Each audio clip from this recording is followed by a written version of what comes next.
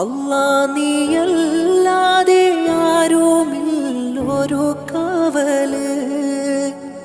അലിവിൻ്റെ നീരിനായി തേടും ഈ വേഴാമ്പല്.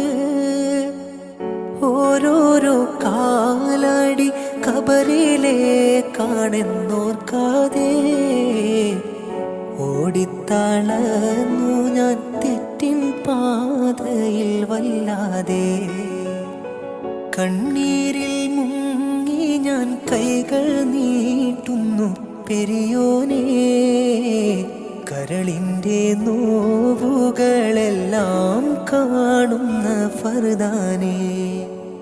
അല്ലാഹു അക്ബർ.